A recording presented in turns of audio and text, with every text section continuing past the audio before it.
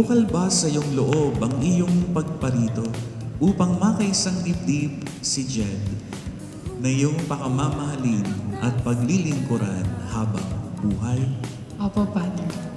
Jed, bukal ba sa iyong loob ang iyong pagparito upang makaisang dibdib si Ninya na iyong pakamamahalin at paglilingkuran habang buhay? Opo, Father.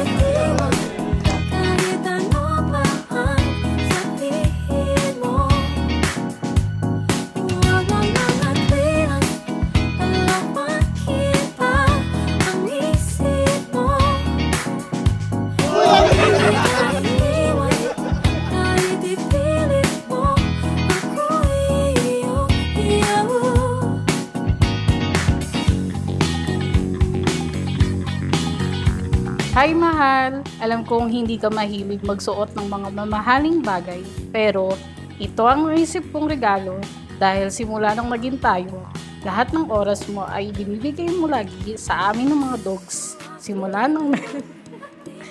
nang meron ka na nito ay nagkaroon ka din ng oras para sa sarili mo. Nagmamahal, Zed.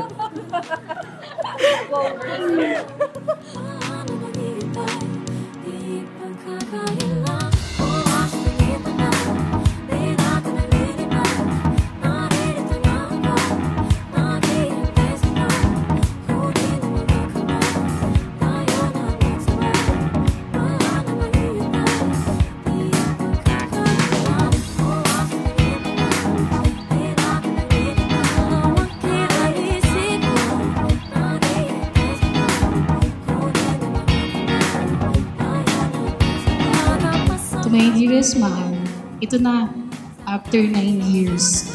Sa wakas, ito na yung hinihintay nating dalawa. Araw-araw na kitang magiging anak.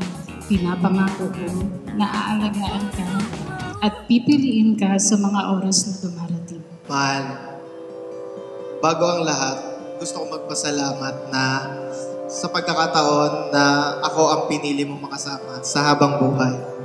Pinapangako ko sa iyo at sa harap ng may kapal na sa habang buhay ako magiging tapat sa iyo sa kahit na anumang maging pagsubok na haharapin natin. I saw the green falling out to sea.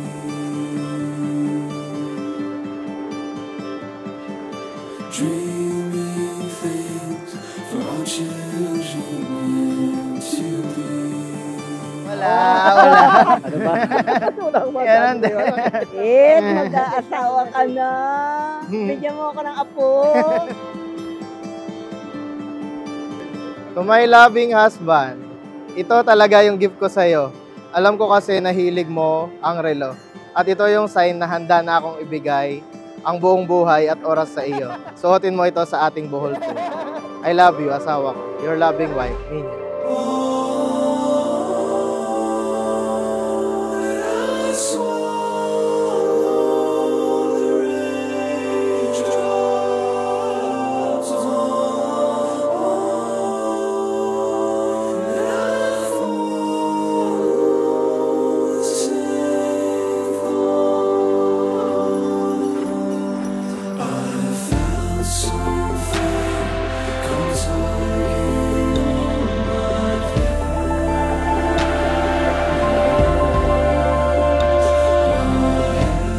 Pinapangako ko na magsusumikap ako upang maibigay ang lahat ng pangangailangan ng ating magiging pamilya.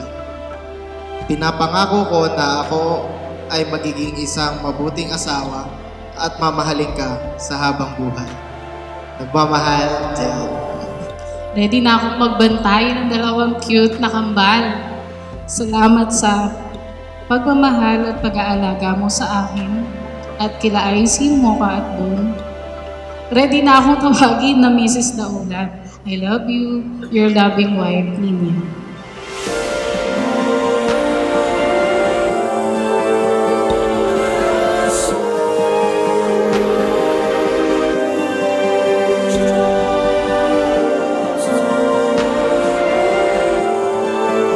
Nais yung pangatawanan, yung original na plano ng Diyos. Nais yung sundin, tubdin sa katuparan. Ito yung gusto ng Diyos. Salamat sa Diyos. Dahil hindi lamang pala kaming dalawa ang may gusto sa isa't isa, gusto din ng Diyos na kami maging para sa isa't isa.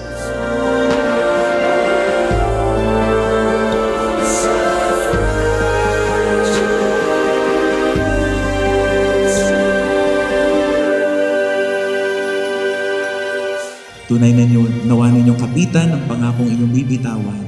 Simula ngayon hanggang sa dulo, mananatili kayong mag-asawa